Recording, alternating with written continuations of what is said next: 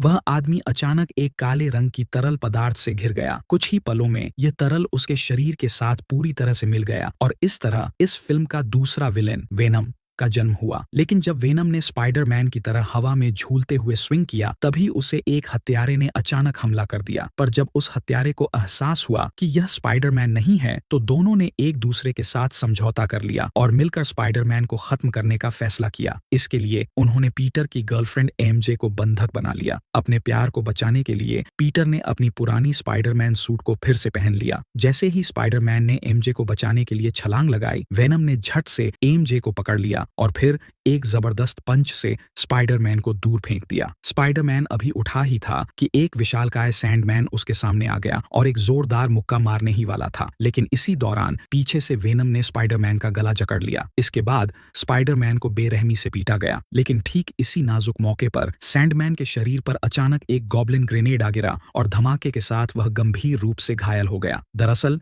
यह Harry Osborne था, नए ग्रीन गॉब्लिन, जो लड़ाई में कूद पड़ा था। इसी पल दो पुराने दोस्त पीटर और हैरी ने अपनी दुश्मनी भुलाकर फिर से दोस्ती कर ली और मिलकर लड़ने का फैसला किया। हैरी ने पहले सैंडमैन पर आग की लपटों से हमला किया और फिर एक जोरदार हमला कर उसके कांच जैसे हाथ को तोड़ दिया। इसके बाद उसने मिसाइल दागकर सैंडमैन को हमेशा के लिए खत्म कर दिया। दूसरी ओर स्पाइडरमैन ने एमजे को बचा लिया, लेकिन तभी वेनम ने उस पर अचानक हमला कर दिया। जैसे ही वेनम ने अपने तेज धारदार पंजों से स्पाइडरमैन को मारने की कोशिश की, हैरी ने हस्तक्षेप किया और वेनम को घायल कर दिया। इसके बावजूद वेनम ने हवा में छलांग लगाकर हैरी के ग्लाइडर को पकड़ लिया। जब ग्लाइडर गिरा तो आसपास रखे लोहे के पाइप जमीन पर गिरने लगे और उन आवाजों से वेनम बेचैन होने लगा। इसी दौरान उसने ग्लाइडर उठाकर पीटर पर फेंकने की कोशिश की, लेकिन हैरी ने खुद को कुर्बान करके पीटर को बचा लिया। पीटर ने इस मौके का फायदा उठाते हुए खुद को छुड़ाया और जमीन से एक लोहे की पाइप उठाकर वेनम को जोर जोर से मारने लगा। इसके बाद उसने और पाइपों का इस्तेमाल करके